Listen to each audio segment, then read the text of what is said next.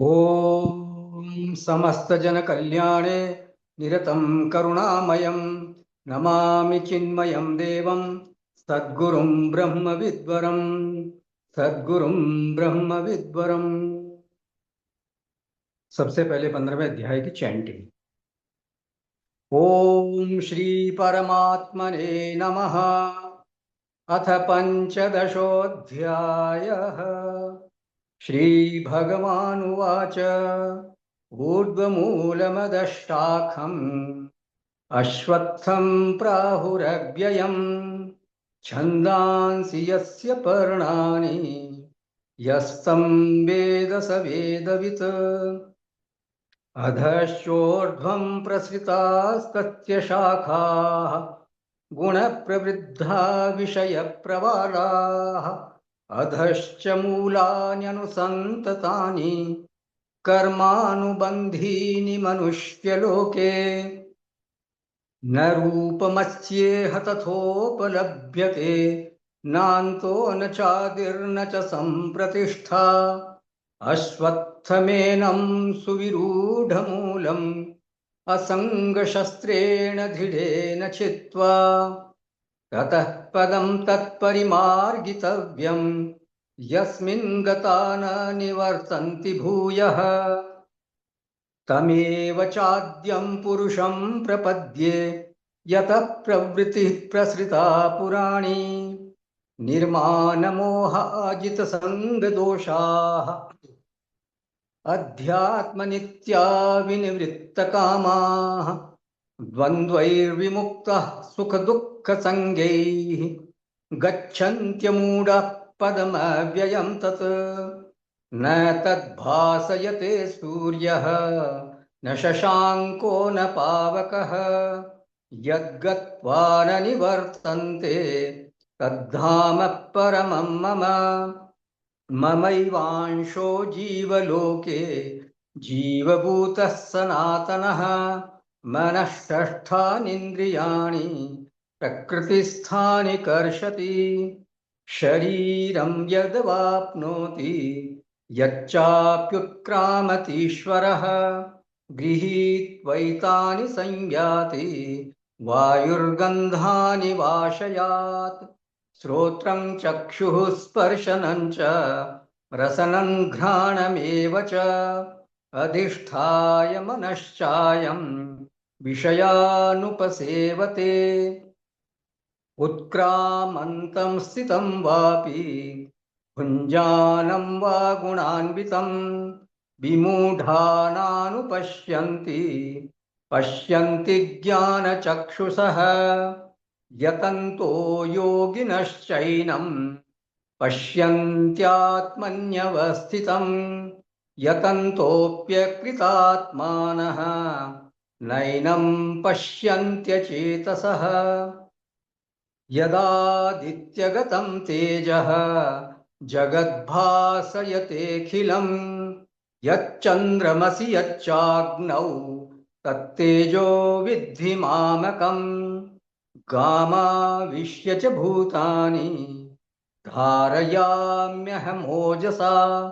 उष्णामि चौषधीः सर्वाः सोमो भूत्वा रसात्मकः।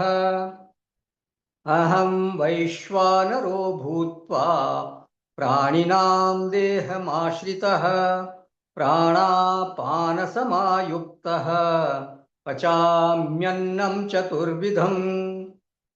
सर्वस्य चाहं हृदि सन्निविष्टः मत्तः स्मृतिर्ज्ञानमपोहनं च वेदैश्च सर्वैरहमेव वेद्यः वेदान्तकृद्वेदविदेव चाहम्। द्वाविमौ पुरुषौ लोके क्षरश्चाक्षर एव च क्षरः सर्वाणि भूतानि कूटस्थोऽक्षर उच्यते। उत्तमः पुरुषस्त्वन्यः परमात्मेत्युदाहृतः यो लोकत्रयमाविश्य बिभर्त्य ईश्वरः। यस्माक्षरमतीतोऽहम् अक्षरादपि चोत्तमः अतोऽस्मि लोके वेदे च प्रथितः पुरुषोत्तमः यो मामेवमसम्मूढः जानाति पुरुषोत्तमं स सर्वविद् भजति मां सर्वभावेन भारत इति गुह्यतमं शास्त्रम् इदमुक्तं मया नघ एतद्बुद्ध्वा बुद्धिमान् स्यात् कृतकृत्यश्च भारत। ॐ तत्सदिति श्रीमद्भगवद्गीतासु उपनिषत्सु ब्रह्मविद्यायां योगशास्त्रे श्रीकृष्णार्जुनसंवादे पुरुषोत्तमयोगो नाम पंचदशोऽध्यायः। ओम श्री कृष्ण चरणारविंदाय समर्पयामि।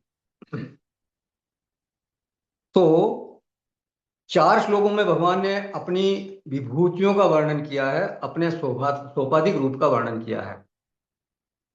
विभूतियों के वर्णन का एक विशेष प्रयोजन होता है, वो यह है कि औपाधिक परमात्मा की उपासना के लिए साधक को एक आलंबन देना। देखिए, उपासना के लिए जो आलंबन ग्रहण किया जाता है वो शास्त्र सम्मत होना चाहिए। 10वें अध्याय में अर्जुन पूछते हैं ना, केशु केशु च भावेषु चिंत्योऽसि भगवन् मया। हे भगवान, आप किन किन भावों में मेरे द्वारा चिंतन करने के योग्य हैं, चिंतन किए जाने के योग्य हैं। तो वहीं पर भगवान अपनी कुछ मुख्य मुख्य विभूतियों का वर्णन करते हैं कि आदित्यों में मैं विष्णु हूँ, ज्योतियों में मैं सूर्य हूँ, शिखर वाले पर्वतों में मैं सुमेरु हूँ, नदियों में भागीरथी गंगा जी हूँ। तो विभूति का जब वर्णन पढ़ते हैं तो चित्त में इस बात का विशेष ध्यान रखना है कि विभूति बताने का प्रयोजन है उपासना के लिए आलंबन प्रदान करना। साधक को एक आलंबन मिल जाता है जिसके सहारे वो उनका चिंतन कर सकता है, उनकी उपासना कर सकता है। तो आलंबन माने क्या? उपासना में एक तो होती है उपासना क्रिया, जैसे हम किसी प्रतिमा में भगवत बुद्धि करते हैं, मंदिर में प्रतिमा होती है, उसमें हम क्या करते हैं? भगवत बुद्धि करते हैं। तो भगवत बुद्धि शास्त्र के आदेश के अनुसार होनी चाहिए। जैसे शिव जी की उपासना के लिए हम शिवलिंग में शिव जी की भावना करते हैं, और विष्णु की उपासना के लिए शालिग्राम में विष्णु जी की भावना करते हैं। तो वो जो प्रतिमा है वो एक आलंबन है, और फिर प्रतिमा का स्थान होता है कोई मंदिर। तो मंदिर स्थानी, प्रतिमा स्थानी, और फिर उस प्रतिमा में भगवत बुद्धि, ये तीनों बातें जो है उपासना में होती हैं।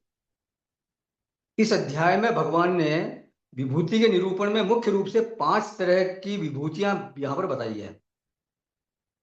तो पहला जो मंदिर स्थानीय है वो है सूर्य, चंद्र और अग्नि।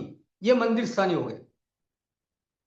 उसमें जो प्रतिमा स्थानीय है वो है तेज, वो है प्रकाश, और उस तेज में परमात्मा की बुद्धि करनी है, तत्तेजो विद्धि मामकम। तो इस तरह अर्थ लगाना चाहिए। मंदिर स्थानीय है सूर्य चंद्र अग्नि, प्रतिमा स्थानीय है तेज, और उस तेज में ईश्वर भाव बनाना, ये हो गई उपासना। और फिर केवल सूर्य के लिए नहीं है ये बात, या चंद्र के लिए या अग्नि के लिए नहीं है बात। उपलक्षणा से जहां भी ज्ञान का अथवा तेज का वैभव दिखाई देता है, वहां वहां परमात्मा के ऐश्वर्य का अनुभव करना, परमात्मा को अनुभूत करना, परमात्मा को महसूस करना, ये उपासना है। तो पहला आलंबन भगवान ने दिया सूर्य, चंद्र और अग्नि। उनमें जो प्रतिबिंबित चेतन है माने तेज है, वो प्रतिमा स्थानीय है, और उस तेज में ईश्वर भाव करना, ये उपासना हो गई। इसमें परमात्मा का कौन सा वैभव है? बोले अवभाषण, भासयते अखिलम जगत। ये जो भाषण का ऐश्वर्य है, उस गुण को हमारे को देखना है। ईश्वर ज्ञान स्वरूप है, सर्व अवभाषक है, वो सबको भासमान करते हैं वो। और इसको हम देखते हैं किसमें? सूर्य में, चंद्रमा में, अग्नि में। बड़े बड़े सत्व संपन्न जो महापुरुष होते हैं, उनमें भी हम तेज देखते हैं ना, कहते हैं ना कोई ये इनका तेज बहुत तेज दिखता है, इनके चेहरे पर बहुत तेज दिखता है। तो वो तेज क्या है? यही ये तेज है जो कि परमात्मा का तेज वहां हमारे को दृष्टिगोचर होता है। तो ये पहला गुण हुआ परमात्मा का अवभाषण गुण। फिर दूसरा गुण है परमात्मा का धारण गुण। उपास्य गुण क्या हुआ? धारणा। यहां मंदिर स्थानी कौन है? पृथ्वी। प्रतिमा स्थानी कौन है? बल। और ये धारणा का बल ईश्वर का है। ये हमारे को ध्यान में रखना है, ये भावना करना है कि ये धारणा का जो बल है वो ईश्वर का है। तो ये ही उपासना है। जब हम ये मानते हैं कि ये जो धारण क्रिया हो रही है पृथ्वी में ये ईश्वर की है, तो ये समझो कि उनकी उपासना हो गई। तो ये विभूति का रहस्य बिल्कुल हमारे को साफ होना चाहिए। अहम ओजसा धारयामी। ओजसा माने बलेन। तो पृथ्वी को हमारे को आलम्बन बनाना है, किसके लिए? उपासना के लिए। कि पृथ्वी में दो तरह के बल बताए थे, भाष्यकार ने बताया ना, दो तरह के बल।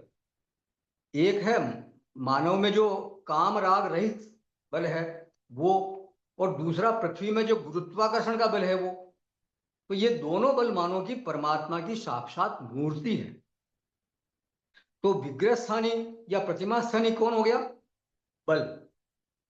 तो मंदिर स्थानी तो हो गई पृथ्वी, और विग्रह स्थानी हो गया बल। तो वो चाहे मनुष्य में दिखे वो बल, चाहे पृथ्वी में दिखे, ये दोनों है तो पृथ्वी पर ही, क्योंकि मनुष्य भी आखिर है तो पृथ्वी पर ही ना।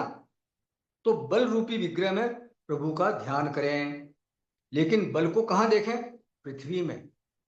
तो पृथ्वी मंदिर स्थानी हो गई, बल विग्रह स्थानी हो गया, और उस बल में ईश्वर की भावना करना, ये उपासना हो गई। तो ईश्वर का कौन सा गुण वहां पर दिखाई दे रहा है? धारयामी। तो ये बल की उपासना हो गई, बल रूप में ईश्वर की उपासना हो गई। अब तीसरा आलंबन है चंद्रमा।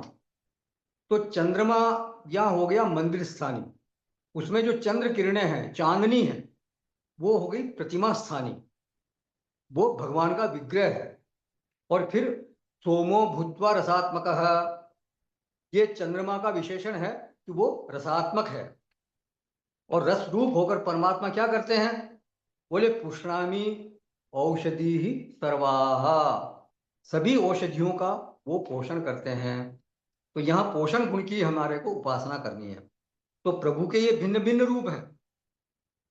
सूर्यादि में वो भासयते, भासमानता का गुण है वहां पे। फिर पृथ्वी में धारयामी, और चंद्रमा में पुष्णामी। फिर अब आलंबन बनाया किसको? शरीर को। अहम वैश्वानरो भूत्वा प्राणिनाम देहम आश्रित है। तो ये जो प्राणियों का देह है ये हो गया मंदिर स्थानी। फिर इस देह में जो विग्रह है, जो प्रतिमा है, वो कौन है? वैश्वानर। तो प्राणियों की जो पाचन सामर्थ्य है, चाहे वो एसिड रूप में हो, चाहे वो अग्नि रूप में हो, साक्षात परमात्मा का ही विग्रह है। तो ऐसी हमारे को भावना करनी है कि जो वैश्वानर रूप से अग्नि भीतर हमारे अ, उदर में है, या एसिड रूप में जो हमारे भीतर उदर में है, वो परमात्मा उसी रूप में बैठे हुए हैं। ये भावना वहां हमें करनी है। ध्यान रखें, इसमें युक्ति प्रमाण नहीं होता। युक्ति माने तर्क। उपासना में युक्ति प्रमाण की कोई भूमिका नहीं है। युक्ति से उपासना नहीं हो सकती। इसमें तो प्रमाण कौन है? केवल शास्त्र ही प्रमाण है। यथा शास्त्रम अवलंबन गृहीत्वा, जैसे शास्त्र ने कहा है कि इस तरह का अवलंबन लो, ऐसा आलंबन लो, तो वो आलंबन हमारे को लेना है। तो यहाँ वैश्वानर ही साक्षात परमात्मा का विग्रह है। और इसमें भगवान का गुण कौन सा है? पचामी। चतुर्विधम अन्नम अहम पचामी, चार प्रकार के अन्नों को मैं पचाता हूं। तो इस पचामी क्रिया से वास्तव में प्राणियों का जीवन चलता है। अगर पाचन क्रिया न हो तो जीवन चल ही नहीं सकता। तो पचामी क्रिया के कारण ही सब प्राणियों को शक्ति प्राप्त होती है। तो पचामी क्रिया से परमात्मा सभी जीवों का पालन कर रहे हैं। इस रीति से परमात्मा का हमारे को ध्यान करना चाहिए। तो ये उनकी उपासना हो गई। अब अंतिम क्या बताए थे?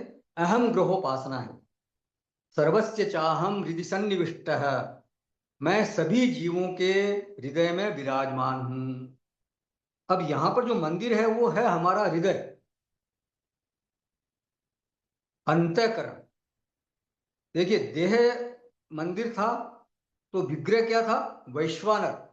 अब मंदिर क्या है? हृदय या अंतःकरण। उस अंतःकरण में प्रभु की मूर्ति विराजमान है। क्या मूर्ति है? बोले क्या मूर्ति है वो? बोले अहम। अहम रूप से परमात्मा वहां विराजमान है। तो अंतःकरण में परमात्मा का विग्रह जो है वो देदीप्यमान हो रहा है। उसका क्या नाम है? अहम। तो अहम का ध्यान हमारे को करना है। माने अहम में हमारे को परमात्मा बुद्धि करनी है। जो मैं हम करते हैं, तो वो मैं कौन है? वो मैं परमात्मा ही है। ये हमारे को उपासना के लिए ध्यान रखना है। तो अहम प्रतिमा स्थानीय हो गया। उस अहम में ईश्वर बुद्धि करनी है, तो उसमें जीव बुद्धि हमारे को नहीं करनी। वासनावान नहीं बनना है, राग द्वेष वान नहीं बनना है। तो यह अहम जीव है ऐसा नहीं, बल्कि अहम साक्षात प्रभु का ही विग्रह है। ये हमारे को भावना करनी है। तो देवालय में अहम रूप धारण करके, कौन से देवालय में? हृदय रूपी देवालय में, अंतःकरण रूपी देवालय में भगवान साक्षात अहम रूप से विराजमान है। ऐसी हमारे को भावना करनी है। अब प्रभु वहां क्या कर रहे हैं? किस क्रिया से उनकी पहचान करें हम? कैसे उनकी उपासना करें? तो बोले उनकी उपस्थिति में अंतःकरण की क्रियाएं हो रही हैं। अंतःकरण की 3 क्रियाएं बताई थी, यहां नाम लिया भगवान ने। एक तो स्मृति, दूसरा ज्ञानम, और तीसरा अपोहनम। मतलब स्मृति भी उनके कारण होती है, ज्ञान उनके कारण होता है, और अपोहन माने जो भूलने की क्रिया है, विस्मृति की क्रिया है, वो भी उनके कारण होती है। तो केवल ये 3 क्रियाएं ही नहीं होती अंतःकरण में। उपलक्षणा से अंतःकरण में और भी क्रियाएं जो होती हैं उनको समझ लेना चाहिए। जैसे संकल्प है, विकल्प है, निश्चय आदि है। तो ये सारी क्रियाएं जो अंतःकरण में होती है, वो प्रभु के कारण होती हैं। प्रभु ही अहम रूप से वहां विराजमान है, और वो ही ये क्रियाएं करने में हमारा सहयोग कर रहे हैं। तो मुख्य रूप से लेकिन भगवान ने यहाँ 3 का ही नाम लिया। तो या तो ज्ञान होगा, या फिर वासनाजन्य होने से वो स्मृति होगी, या फिर विस्मृति होगी। तो ये क्रियाएं मत्त है परमात्मा की उपस्थिति से ही हो रही है। परमात्मा वास्तव में कुछ नहीं करते। परमात्मा तो अंतःकरण के देवालय में उपस्थित मात्र हैं। वो उनकी उपस्थिति से सारी क्रियाएं होती है।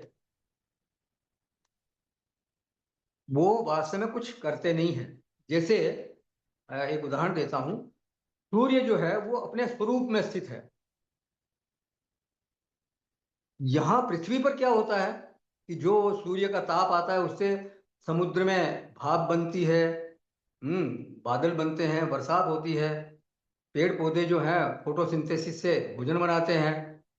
अब आप सूर्य को जाके कहो भाई आप क्या करते हो, या ये आप पृथ्वी पे जीवन आप चला रहे हो? उन्होंने कहा मैं तो अपने स्वरूप में स्थित हूँ, मैं क्या जानता हूँ, मुझे कुछ पता नहीं कि क्या हो रहा है क्या नहीं हो रहा। तो उसी तरह से परमात्मा की उपस्थिति के बिना कुछ नहीं हो सकता, लेकिन वो कुछ नहीं करते, बस ये है बात।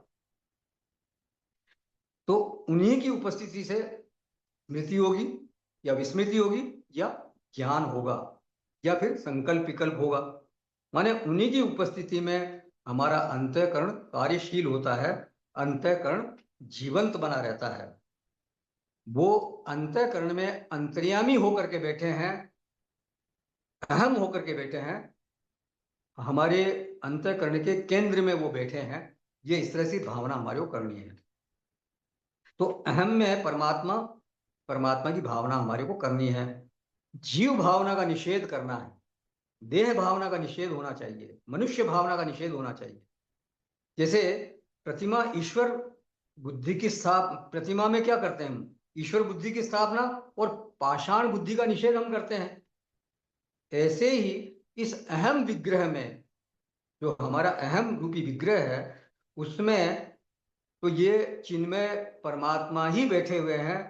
तो इस विग्रह में प्रभु का भाव हमारे को दृढ़ करना है। तो इस अहम रूप से मेरी पहचान करो अर्जुन। और फिर देखो ये तीनों चीजें क्या है, अहम ही है, क्योंकि ज्ञान का आधार अहम है, स्मृति का और विस्मृति का आधार भी अहम है। और वेदैश्च सर्वे अहम एव वेद्य है। ये ठीक है कि ज्ञान होता है, स्मृति विस्मृति होती है, लेकिन जो जिज्ञासा का परिणाम है, जो जिज्ञासा वृत्ति का लक्ष्य है कि ज्ञान होना चाहिए, और ज्ञान के लिए प्रमाणों का आश्रय लिया गया, और उन प्रमाणों में भी वेद प्रमाण का आश्रय लिया गया, और समस्त वेदों का जो वेद्य निश्चित निश्चित निश्चित हुआ, वो कौन है? बोले वो यही अहम है। इस अंतःकरण रूपी देवालय में विराजमान अहम अहम अहम, ये जो अहम अहम करके है, ये परमात्मा का विग्रह है, वही वेद्य है, वही वेदनीय है, और उसी को जानना है। अब उपास्य कैसा हो गया? वेदत्वेन, माने अहम ही वेद्य है, अहम को ही जानना है। तो वेदैश्च सर्वै अहम एव वेद्य है। अच्छा, ज्ञान का संप्रदाय संप्रदाय कौन चलाएगा?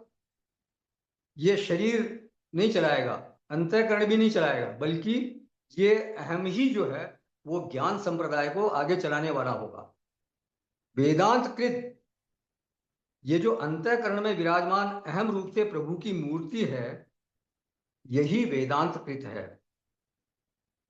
ये जो अंतःकरण में और ये जो अंतःकरण में भगवान बैठे हैं, इन्हीं से संप्रदाय चलता है। अहम के विग्रह में, अहम रूपी विग्रह में जो भगवान बैठे हैं, वही संप्रदाय को चलाने वाले हैं। और ज्ञान किसको होता है? ज्ञान भी इन्हीं को होता है। वेदांत कृत वेदविद च हम। तो ये जो विभूति प्रकरण में 15वां श्लोक है, ये बहुत अद्भुत है।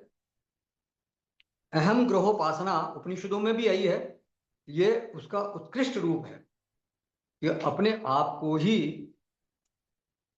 भगवान का विग्रह बनाकर, अपने अहम को भगवान का विग्रह बना करके उसी में भगवान की भावना करना है कि ये भगवान जो है, ये परमात्मा मेरे अहम के अंतःकरण में अहम रूप से विराजमान है। तो ये उपासना हो गई। तो ये आलम्बन क्या है? परमात्मा की उपासना के लिए है।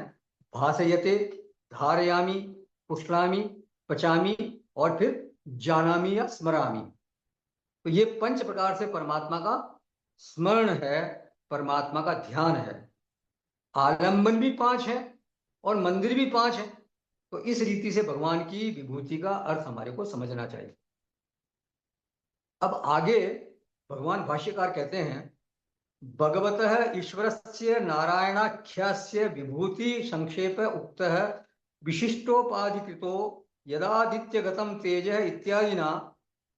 बोले यदादित्यगतम तेज इत्यादि 4 श्लोकों के द्वारा ईश्वर की, जिनका नाम भगवान नारायण है, उनकी विशिष्ट उपाधियों से होने वाली विभूतियां संक्षेप में कही गई। 4 श्लोकों में ये उपाधियां संक्षेप से बता दी गई। तो ये विभूति उनमें स्वाभाविक नहीं है, औपाधिक है। भगवान में किसी प्रकार की कोई उपाधि का संश्लेष है ही नहीं। जैसे कोई स्फटिक का शिवलिंग रखा हुआ है और उसके पास में आप लाल पुष्प रख दो, तो वो स्फटिक शिवलिंग लाल नजर आने लगेगा।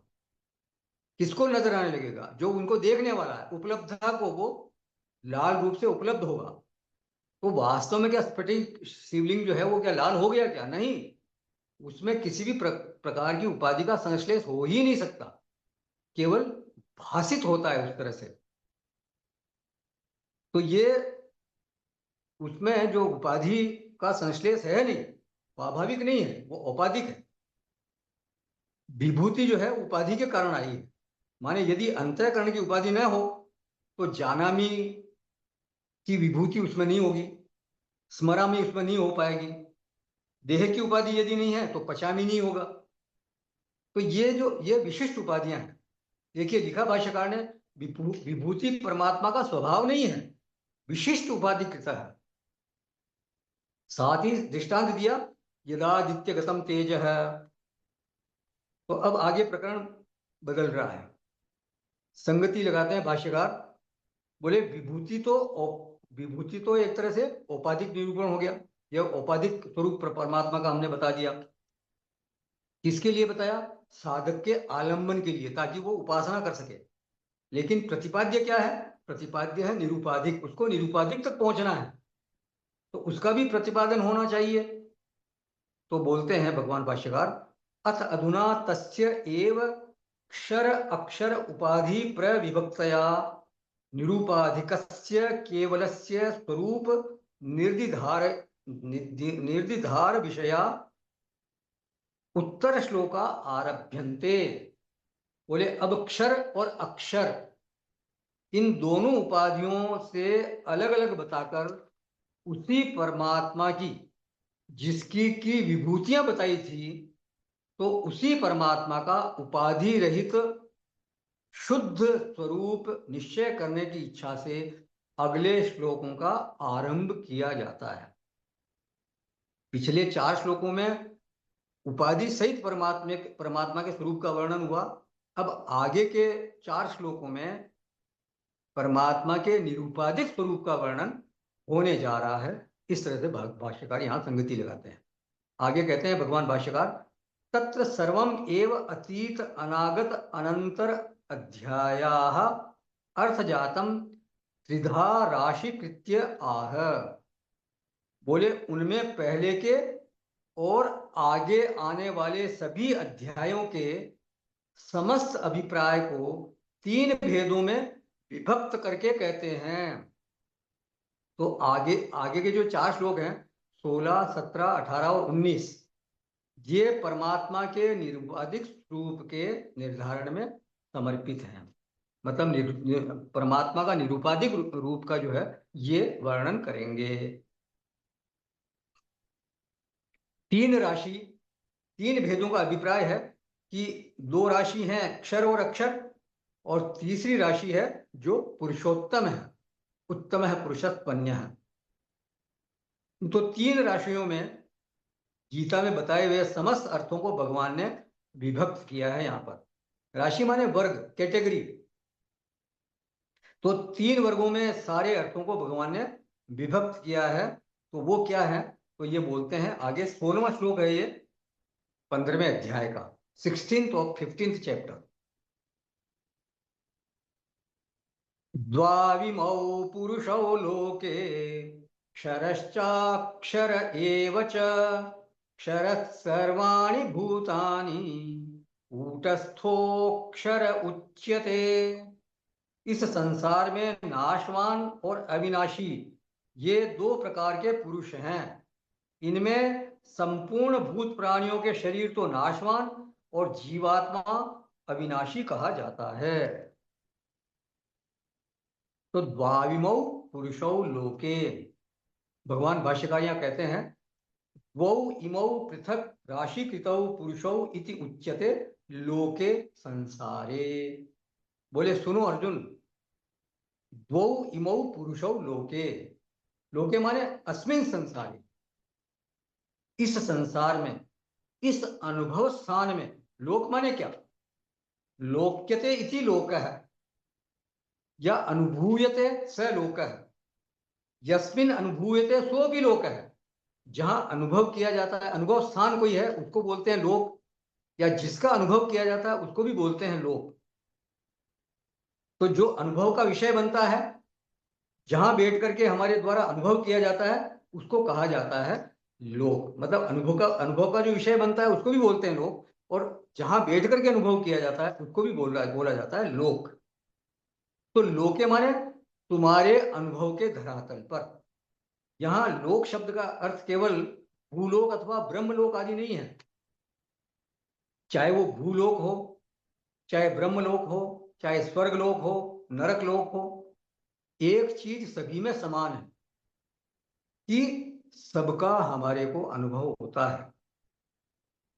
भले हमारे को इस समय याद नहीं है, कभी दूसरे लोक में हम गए होंगे, हमारे तो अनंत कोटि जन्म हो चुके हैं पहले भी, तो गए होंगे, तो जहां जहां जाते हैं तो वहां उसका अनुभव होता है। शास्त्र प्रमाण है इस बात में।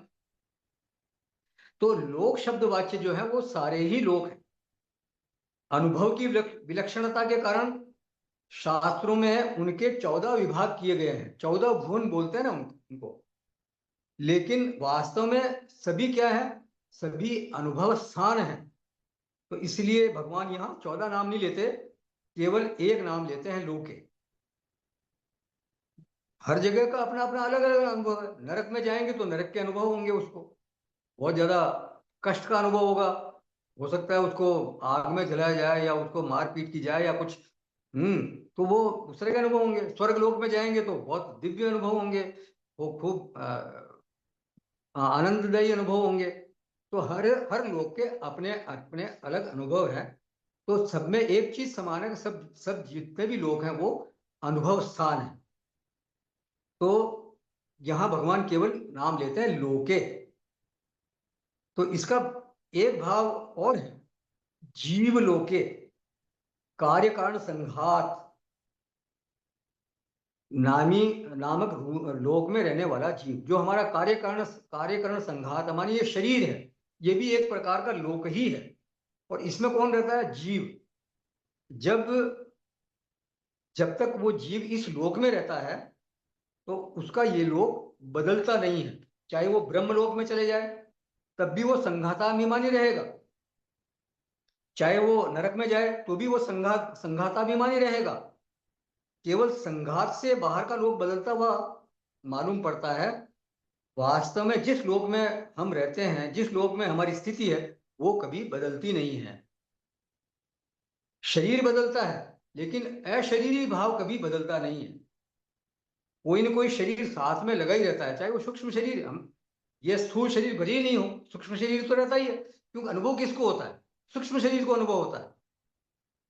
जैसे किसी का ऑपरेशन होता है, बेहोश कर दिया जाता है, तो स्थूल शरीर बिल्कुल वहां निष्क्रिय पड़ा रहता है, और सूक्ष्म शरीर भी वहां उसको निष्क्रिय कर दिया जाता है, इसलिए अनुभव होता नहीं।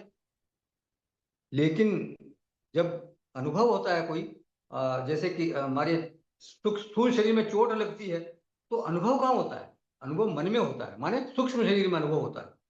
तो वो सूक्ष्म शरीर हर लोक में, जहां जिस भी लोक में जाएगा तो सूक्ष्म शरीर तो रहेगा रहेगा ही रहेगा। अशरीरी भाव कभी होता नहीं। स्वप्न में चला जाता आदमी तो भी अशरीरी भाव में नहीं रहता, वहां भी हमारे को स्वप्न में हमारा शरीर रहता है कि मैं हूं, या मैं इधर गया हूं, या मैं ये खा रहा हूं, पी रहा हूं, या इससे मिल रहा हूं, इस तरह चल रहा हूं, ये सब वहां अनुभव होता है। तो रहता है व्यक्ति शरीर भाव में ही। तो ये जो संघात है, इसमें हमारा निवास है, हम इस लोक में रहते हैं, और इसी लोक में बैठकर सारे अनुभव हम प्राप्त करते हैं। तो लोक जो है वो अनुभव का एक धरातल है। जीव भाव उसी के कारण है, और उसी के कारण अनुभव, अनुभव का विषय और अनुभव करने वाला, ये त्रिपुटी बन जाती है। तो अस्मिन लोके, अस्मिन अनुभव स्थाने, अस्मिन जीव भावे, भाष्यकार ने लोक शब्द का अर्थ किया संसार। लेकिन यहां मनन करने वाली बात यह है कि संसार किसी लोक का नाम नहीं होता। संसार माने संसरण, मतलब आवागमन जैसे चल रहा है संसरण, निरंतर सरकता जा रहा है व्यक्ति। पल पल पल पल हम आगे सरकते जा रहे हैं, आगे सरकते जा रहे हैं। एक दिन ये देह समाप्त हो जाएगा, फिर दूसरी देह धारण कर लेंगे, फिर वापस आगे सरकते जाएंगे, सरकते जाएंगे। तो संसरण है, संसार माने संसरण। ये संसरण कौन कर रहा है ये संसरण कर रहा है जीव। उसी के अनुभव में दो पुरुष आते हैं, एक का नाम है क्षर और दूसरे का नाम क्या है, अक्षर। तो दो इमौ पुरुषौ लोके, मतलब इस लोक में, अस्मिन लोके दो पुरुषौ, दो तरह के लोक पुरुष हैं। अच्छा, इस पुरुष की संज्ञा क्या है, नाम क्या है इनका, लक्षण क्या है इनका। बोलते हैं क्षर च अक्षर एव। एक क्षर पुरुष है और दूसरा अक्षर पुरुष है। ध्यान रहे कि पुरुष जो है वो पुरुष शब्द का विशेषण होने से दोनों ही पुल्लिंग है, क्योंकि दोनों को पुरुष बोल रहे हैं इसलिए दोनों पुल्लिंग कहे जाएंगे। तो दो दो पुरुष है। तो अर्जुन, तुम्हारे अनुभव में आने वाले कितने पुरुष हैं, दो पुरुष हैं। और लक्षण क्या है दोनों के, क्षर सर्वाणि भूतानि, जितने भी भूत हैं, जितने पहले हो चुके हैं, और जितने अभी हैं और जो आगे होंगे वो सबके सब क्षर शब्द वाच्य हैं, वो विनाशी हैं। क्षर माने का नाश होने वाला है। समस्त विकार जातम, भाष्यकार ने लिखा। तो क्षर सर्वाणि भूतानि का अर्थ क्या किया? विकार जातम, वो विकारी हैं, विकार से उत्पन्न होते हैं। विकार, विकारी मतलब वो हमेशा बदलने वाले हैं। तो भूतानी माने क्या? भवंती इति भूतानी, जो हुए हैं, जो पैदा होते हैं, उन्हें कहा जाता है भूत। क्योंकि आकाश, वायु, अग्नि, जल और पृथ्वी ये भी हुए हैं, मतलब उत्पन्न हुए हैं, इसलिए इनको भी कहा जाता है भूत, पंचमहाभूत ऐसे बोलते हैं इनको। तो सर्वाणी भूतानी, तो इसमें महतत्व भी शामिल कर लें आप। जो सबसे पहले अव्यक्त से सबसे पहले जो उत्पन्न होता है वो महतत्व, फिर अहंकार, फिर ये पंचमहाभूत, इस तरह से आगे चलती है चेन। तो महतत्व भी इसी में शामिल है। क्यों? क्योंकि लक्षण वही है, भवंती, वो उत्पन्न हुआ है, पहले नहीं था, उत्पन्न हुआ। फिर अहंकार माने समष्टि अहंकार भी इसी की श्रेणी में आएगा। फिर पंच तन मात्राएं, मतलब पंच महाभूतों से पहले पंच तन मात्राएं होती हैं। फिर पंचीकृत महाभूत, महाभूत उत्पन्न होता है ना, आकाश, वायु, अग्नि, जल और पृथ्वी। तो फिर उनमें पंचीकरण होता है आपस में, और उन पंचीकृत महाभूतों से बने हुए ये सारे शरीर हैं हमारे, माने सारे नाम रूप जो है, ये स्थूल जगत जो दिख रहा है, दृश्यमान जगत है, ये पंचीकृत महाभूतों से ही बना हुआ है। हमारे आपके शरीर माने सभी प्राणियों के जो स्थूल शरीर हैं, जितने भी इस दृश्यमान जगत में स्थूल पिंड नजर आते हैं, वो सबके सब पंचीकृत महाभूतों से ही बने हुए हैं। पंचीकरण को थोड़ा सा समझ लें। एक महाभूत जो है उसके तामसांश, देखिए पंचमहाभूतों में तीन तरह के अंश होते हैं। एक सत्वांश होता है, एक राजसांश होता है और एक तामसांश होता है। सत्वांश से तो बनती है हमारी ज्ञानेंद्रियां और अंतःकरण। तामसांश, राजसांश से बनती है हमारे कर्मेंद्रियां और पंच प्राण आदि। और तामसांश से ये जितने स्थूल शरीर हैं ये बनते हैं। लेकिन वो सीधे केवल तामसांश से सीधे नहीं बन जाते, उनमें आपस में पंचीकरण होता है। पंचीकरण मतलब एक दूसरे के साथ फ्यूजन होता है। फ्यूजन का भी एक विशेष वहां एक रेशियो है, उसमें फ्यूजन होता है। तो जैसे एक महाभूत है, उसके तामसांश का एक का आधा हिस्सा, और बाकी चार महाभूतों के तामसांश के 1/8, 1/8 हिस्से। मतलब सपोज आकाश का एक तामसांश का एक गोला ले लिया, उसको आधा काट दिया, तो आधा हिस्सा तो हो गया आकाश का। फिर वायु के तामसांश, अग्नि का तामसांश, जल का तामसांश और पृथ्वी का तामसांश, इनके तामसांश में से आधा काट दिया, आधा आधा एक तरफ रख दिया, उस आधे के चार हिस्से किए। हर एक के, चारों महाभूतों के आधे के चार चार हिस्से किए, तो 1/8, 1/8, 1/8, 1/8। वो चारों के 1/8, 1/8 वाले हिस्से उस आकाश के आधे हिस्से के साथ मिला दिए, तो वो एक तरह से पंचीकरण हो गया, वो एक फ्यूजन हो गया। तो वो जो एक अलग से मॉलिक्यूल बना, उसको कहते हैं पंचीकृत। तो ये इस प्रकार वो जो महाभूत है उसमें फिर पूर्णता आ जाती है। प्रत्येक महाभूत का जो मुख्य हिस्सा होता है वो अपना होता है, इसलिए उसकी उसमें प्रधानता रहती है। जैसे आकाश में आधा हिस्सा है, तो फिर उस अणु में आकाश की प्रधानता रहेगी। किसी में वायु आधा हिस्सा है, तो उसमें वायु की प्रधानता रहेगी। इस तरह से है। कोई भी लोक यदि इंद्रिय गोचर है तो वो स्थूल होगा, और वो निश्चित रूप से पंचीकृत महाभूतों से ही बना होगा। तो हमारे आपके शरीर उन पंचीकृत महाभूतों से ही बने हुए हैं। पंचीकृत महाभूतों का कौन सा हिस्सा? तामसिक हिस्सा, उनका तामसांश जो है, उनके आपसी पंचीकरण से ये हमारे और आपके सारे स्थूल शरीर बने हुए हैं। सभी प्राणियों के स्थूल शरीर जितने भी बने हुए हैं वो इन पंचीकृत महाभूतों से ही बने हुए हैं। तो वास्तव में ये पंचीकृत महाभूत ही हैं। हम, हमारा शरीर, आपका शरीर, जितने भी शरीर हैं, ये वास्तव में पंचीकृत महाभूत हैं। इनमें एक आकृति दे दी, एक आकृति विशेष दे दी हर एक में। है, किसी के कान लंबे कर दिए, किसी की नाक चपटी कर दी, किसी की चौड़ी कर दी, किसी के क्या कर दिया, किसी की क्या कर दिया। कोई जानवर है तो किसी के पूंछ बना दी। हाँ, कीड़े मकोड़ों में किसी के बहुत सारे पैर बना दिए। जो जो सांप आदि है जो जमीन पर रेंगने वाले हैं, तो सब तरह के जो है पंची, ये सब जितने भी महाभूत है, ये प्राणी है, वो सब पंचीकृत महाभूतों से ही बने हुए हैं। तो सर्वाणी भूतानी क्षरः, इस नाम में इनका इस नाम में ही ये लक्षण है कि वो क्षर हैं, वो विनाशी हैं, नष्ट होने वाले हैं, क्षय होने वाले हैं। तो कारण क्या है इसका? क्योंकि हुए हैं, वो उत्पन्न हुए हैं, तो नष्ट होंगे। कोई भी ये नियम है कि कोई चीज उत्पन्न होती है तो वो नष्ट जरूर होगी, ये निश्चित है। हमारी पृथ्वी या सूर्य या चंद्रमा जो भी दिखाई दे रहे हैं, ये हुए हैं, ये उत्पन्न हुए हैं। एक न एक दिन ये निश्चित रूप से नष्ट होंगे, चाहे काल कितना ही लंबा हो। आपेक्षिक रूप से बहुत लंबा काल हो सकता है अरबों साल लगे, लेकिन जो हुआ है प्रकृति में, उसका नष्ट होना अवश्यंभावी है, निश्चित रूप से वो नष्ट होंगे।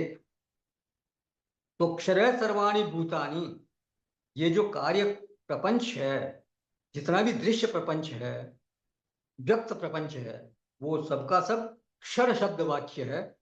और उसको नाम दिया भगवान ने क्षर पुरुष, क्षर पुरुष। अब अक्षर कौन है? तो बोलते हैं कूटस्थोक्षर उच्यते, वो अक्षर है जो कूट की तरह से स्थित है। भाष्यकार पहले बोलते हैं अक्षर है तद विपरीत भगवतो माया शक्ति क्षराख्यस्य पुरुषस्य उत्पत्ति बीजम। बोले अक्षर किसका नाम है? बोले माया शक्ति का नाम है। कौन सी माया शक्ति? भगवान की माया शक्ति। और दूसरा लक्षण दिया, जो कार्य प्रपंच का उत्पत्ति बीज है, जो जितना भी कार्य प्रपंच दिखाई दे रहा है, दृश्यमान जगत दिखाई दे रहा है, उसका वो उत्पत्ति बीज है। माने जो कारण तत्व है, अव्यक्त है, माया है, उसको कहा गया अक्षर पुरुष। फिर एक और परिचय कराते हैं, अनेक संसारी जंतु काम कर्मादि संस्कार आश्रय अक्षर पुरुष उच्यते। बोले समष्टि जीवों के काम कर्म के संस्कारों का जो आश्रय है, जितने भी समष्टि में जीव हैं, उनके काम और कर्म के संस्कारों का आश्रय है। तो तीन लक्षण यहां हो गए, माया शक्ति, उत्पत्ति बीजम, और काम कर्म संस्कार आश्रय। उसी का नाम बोला अक्षर पुरुष। तो देखिए, ये उत्पत्ति बीज कभी नष्ट नहीं होता, इसलिए उसको बोलते हैं अक्षर। माने वो नष्ट नहीं हो रहा है, उसका विनाश कभी हो नहीं सकता, इसलिए उसको बोला अक्षर। सृष्टि प्रकट होती है, लीन होती है, लेकिन बीज जो है वो अविनाशी है, वो कभी नष्ट नहीं होता, इसीलिए उसको बोलते हैं अक्षर। अब कूटस्थ शब्द का अर्थ क्या है? कूटस्थ का जो एक साधारण अर्थ होता है, वो तो होता है कूटवत। कूट माने जैसे होता है ना, निहाई लोहार जो होता है, वो एक एक लोहे की एक चौकोर सी, चौकोर नुमा चीज होती है, एक ऐसा बेस होता है जिसको जमीन में गाड़ देता है, और उसके ऊपर पे फिर लोहे को रख करके उससे अलग अलग शेप देता है। कोई वो छुरी बनाता है, वो क्या नाम, हल बनाता है, हाँ, तप्त लोहे को उसमें हंसिया बनाता है, खुरपी बनाता है, फावड़ा बनाता है।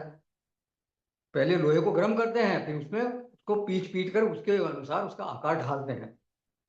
तो इनके आकार बन भी सकते हैं और बिगड़ भी सकते हैं, लेकिन जिस निहाई पर रख करके वो लोहे के सामान बनाए जाते हैं, तलवार आदि या छुरी आदि बनाए जा रहे हैं, कुल्हाड़ी बनाई जा रही है, वो निहाई वैसी की वैसी रहती है, उसमें किसी प्रकार का परिवर्तन नहीं होता। तो इस दृष्टि से देखा जाए तो कूटस्थ माने विकारों का आधार, परिवर्तन का आधार, परिवर्तन का अधिष्ठान। मतलब उस पर रख करके जो लोहा है उसमें परिवर्तन किया जा रहा है, तो वो आधार पर रख करके परिवर्तन किया, तो ये वो परिवर्तन का आधार हो गया, विकारों का आधार हो गया। इसलिए ब्रह्म को क्या बोलते हैं? कूटस्थ। माया को भी कूटस्थ कहा गया, क्योंकि यहां अक्षर पुरुष का अर्थ भगवान भाष्यकार ने किया माया। फिर भाष्यकार कूटस्थ का एक और अर्थ करते हैं, कूटो राशि। राशि इव स्थितः अथवा कूटो माया वंचना जिह्मता कुटिलता इति पर्याया अनेक मायादि प्रकारेण स्थितः कूटस्थः संसार बीज अनंत्याद न क्षरति इति अक्षर उच्यते। बोले कूट शब्द का एक अर्थ होता है माया वंचना, इसी से बनता है कुटिल, कूट से बना कुटिल, इसी से बनता है कूट भाषा माने छल की भाषा। फिर जिम्मता, जिम्मता माने झूठ, तो छल, जिम्मता, कुटिलता ये इसके पर्याय पर्याय हो गए। और ये जो माया है ये अधिष्ठानवत नहीं बल्कि कुटिलतावत है, ये अधिष्ठानवत न होकर के जिम्मतावत है, झूठी है। जिम्मतावत क्यों है? क्योंकि झूठ को दिखाती है। इसमें जिम्मत झूठ जैसे क्यों है? इसमें जिम्मता क्या है? इसमें जिम्मता यह है कि एक चीज जो नहीं है उसको ये दिखा देती है। तो इससे बड़ा झूठ, इससे बड़ा और छल क्या हो सकता है? ये परमात्मा को जीव दिखा रही, ये सबसे बड़ी इसकी इसका छल है। परमात्मा एक है, परमात्मा अद्वितीय है।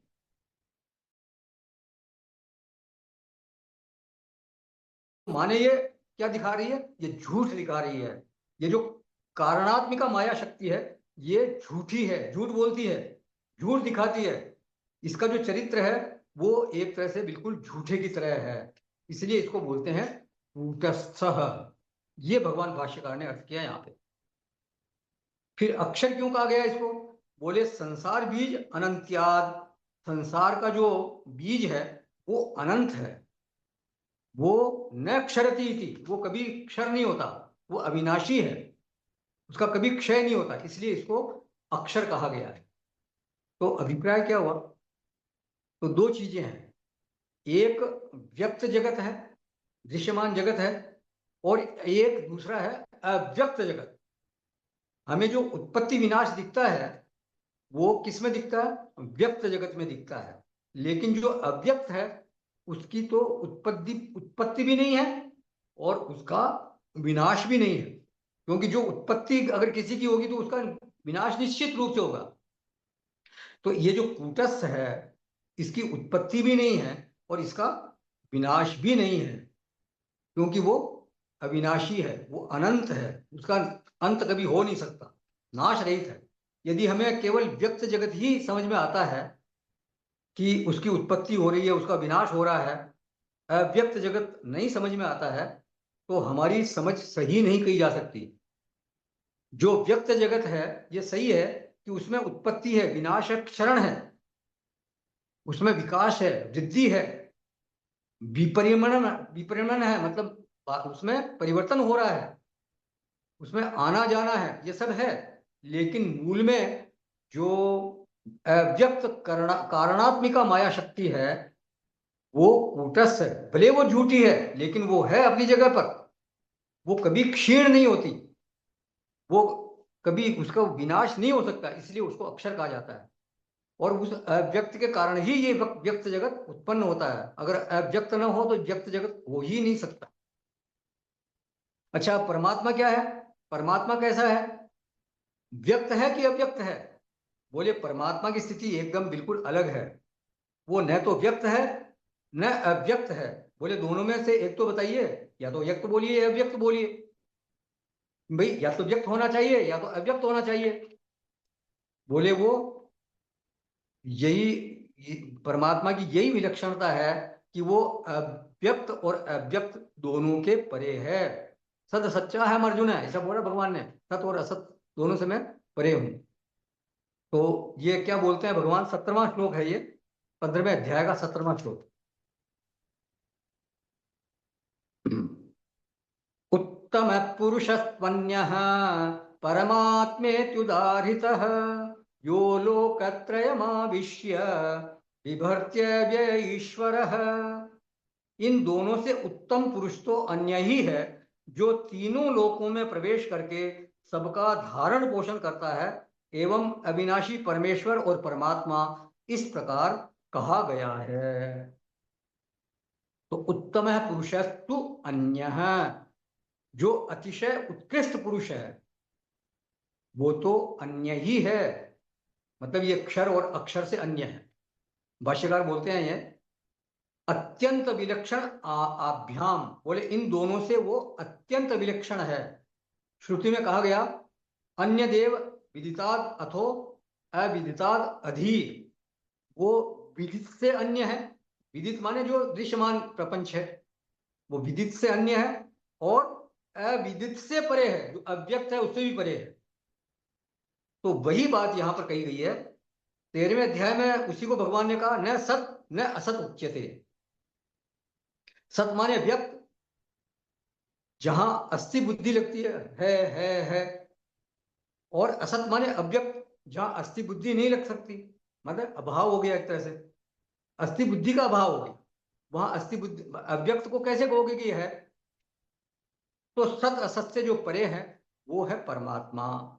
जहां तक व्यक्त है वो परमात्मा है क्या? नहीं। इसलिए कह दो कि वो अव्यक्त है, नहीं, वो भी नहीं कह सकते, कभी नहीं कह सकते उसको। तो यही परमात्मा की कसौटी है कि वो व्यक्त और अव्यक्त दोनों से परे है। तो उत्तम पुरुष है, श्रेष्ठतम पुरुष तो कोई और ही है अर्जुन, उसका नाम है परमात्मा। परमात्मा इति उदाहरित है, उनको परमात्मा कहा जाता है। बोले वो क्या करते हैं प्रभु? बोले लोकत्रयम आविश्य बिभर्ति अव्यय ईश्वर।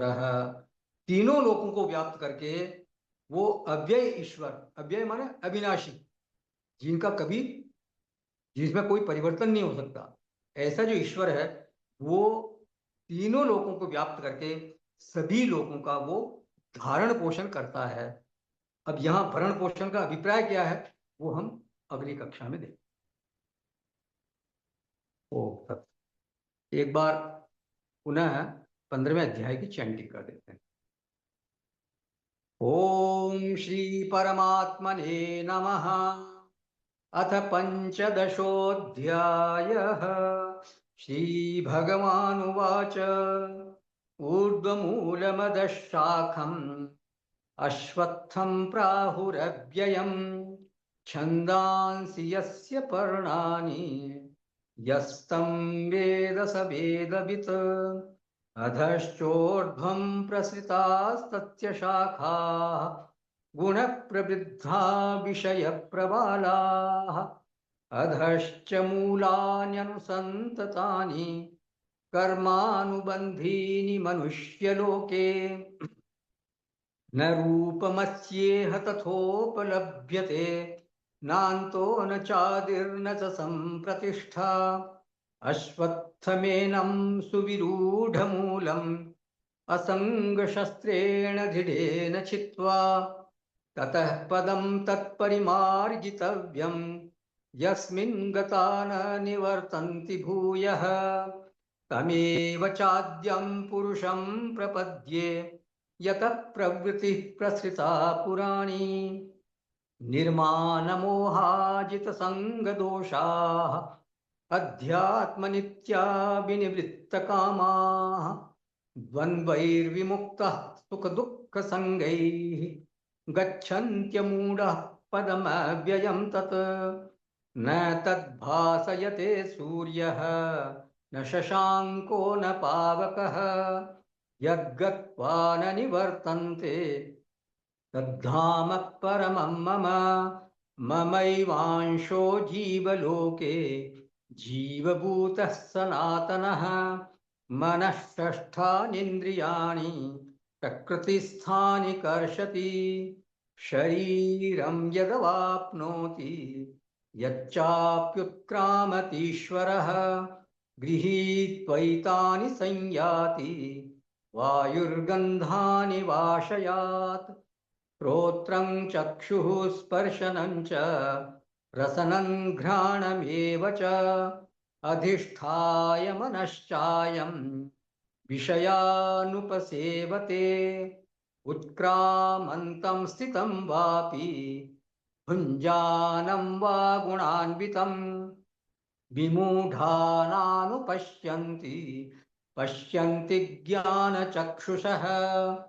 यतन्तो योगिनश्चैनं पश्यन्त्यात्मन्यवस्थितं यतन्तोऽप्यकृतात्मानः नैनं पश्यन्त्यचेतसः यदादित्यगतं तेजः जगद्भासयतेऽखिलम् यच्चन्द्रमसि यच्चाग्नौ तत्तेजो विद्धि मामकम् गामाविश्य च भूतानि धारयाम्यहमोजसा पुष्णामि चौषधीः सर्वाः सोमो भूत्वा रसात्मकः अहं वैश्वानरो भूत्वा प्राणिनां देहमाश्रितः प्राणापानसमायुक्तः पचाम्यन्नं चतुर्विधम् सर्वस्य चाहं हृदि सन्निविष्टः मत्तः स्मृतिर्ज्ञानमपोहनं च वेदैश्च सर्वैरहमेव वेद्यः वेदान्तकृद्वेदविदेव चाहम् द्वाविमौ पुरुषौ लोके क्षरश्चाक्षर एव च क्षरः सर्वाणि भूतानि कूटस्थोऽक्षर उच्यते उत्तमः पुरुषस्त्वन्यः परमात्मेत्युदाहृतः यो लोकत्रयमाविश्य बिभर्त्य व्यय ईश्वरः यस्माक्षरमतीतोऽहम् अक्षरादपि चोत्तमः अतोऽस्मि लोके वेदे च प्रथितः पुरुषोत्तमः यो मामेवमसम्मूढः जानाति पुरुषोत्तमम् स सर्वविद् भजति मां सर्वभावेन भारत इति गुह्यतमं शास्त्रम् इदमुक्तं मया नघ एतद्बुद्ध्वा बुद्धिमान् स्यात् स्थितकृत्यश्च भारत ॐ तत्सदिति श्रीमद्भगवद्गीतासु उपनिषत्सु ब्रह्मविद्यायां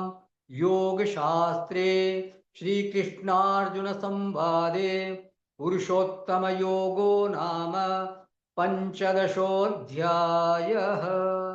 ओम श्री कृष्ण चरणारविंदाय समर्पयामि। हरि ओम।